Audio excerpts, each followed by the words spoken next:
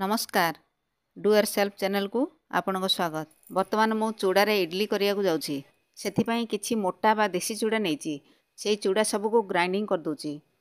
पूरा पाउडर न करी टिके सुजी दाना परी रखिची। वर्तमान ताकू गोटे पात्र रे रखि दूची। एबे नडिया रु खीर प्रस्तुत करिया। सेथिपई मु किछि नडिया को काटी रखिची। ताकू गोटे जार रे पकाई ग्राइंडिंग कर दूची। गोटे स्टेनर रे छाणी खीर को अलगा कर दूची। वर्तमान मु सबुतक नडिया रु खीर काढ़ी अलगा कर साराणी। आगरू ग्राइंडिंग करी रखिथिबा चूड़ारे स्वाद अनुसार लूण पकाई भल भाव मिसई दूची। तापरे नडिया खीर को अल्प अल्प पकाई घांटिवा। बेसी पतला किंबा बेसी मोटा करिवानी। चूड़ा बतुरला परी खीर पकाई घांटी 10 मिनिट रखिदेवा। सेथिपई मु मोटा चूड़ा नेची।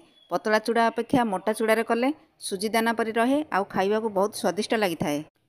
वर्तमान चूड़ा गुड़िक बहुत सुखिला अछि। आउ किछि खीर पकाई घांटी रखि दूची बतुरिया पई। आउ जहा किछि खीर बळिची ताकू आमे परे व्यवहार करिवा। चूड़ा बतुरिया भितरे मु चटनी प्रस्तुत करिया को जाउची। सेथिपई मु किछि नडिया आउ टमाटो को छोट छोट काटी रखिची। गोटे चटनी जार आनी सेथिरे सब पकेइ देवा। टिके खट्टा पई मु 4-5 टी टमाटो को काटी नेइची। अदा को मध्य छोट छोट काटी सेथिरे पकेइबा। आधा चामच जीरा, किछि गोलमर्च आउ स्वाद अनुसार लूण देबा। सबु मिसाई चिकन भाबरे ग्राइंडिंग कर दूची। एथर हमर चटनी प्रस्तुत हो गला। आगुरु बतुरई रखिथिबा चूड़ा को आनी देखिबा। चूड़ा गुड़िक भल भाबरे बतुरी जाइछि। आउ टिके सुखिला अछि। सेथिरे आउ टिके नडिया खीर पकाई हल्का रे चकड़ी दूची। हल्का रे चकड़ले इडली बहुत सॉफ्ट हुए आउ खाइया को मध्य बहुत भल लागे। मते चकड़ाटी टिके सुखिला लागुची। आउ किछि खीर पकाई चकड़ी देबा। जेपरि कि हाथ रे मुठा होई रहिबो सेही परी चकड़ीबा।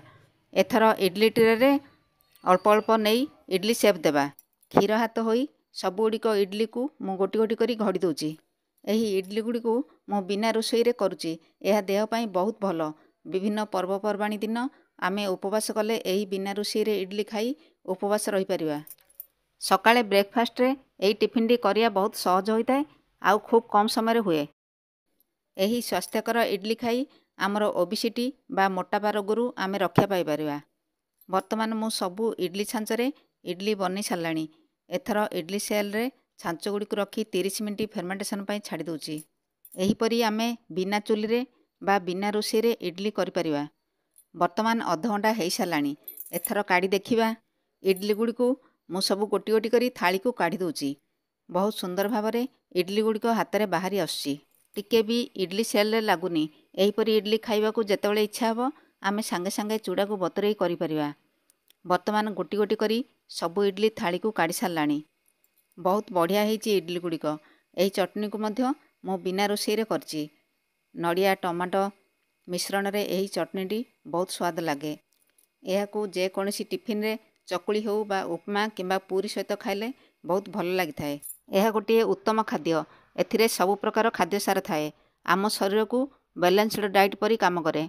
एणु समय समय ब्रेकफास्ट रे एहा को शामिल करबा उचित। धन्यवाद।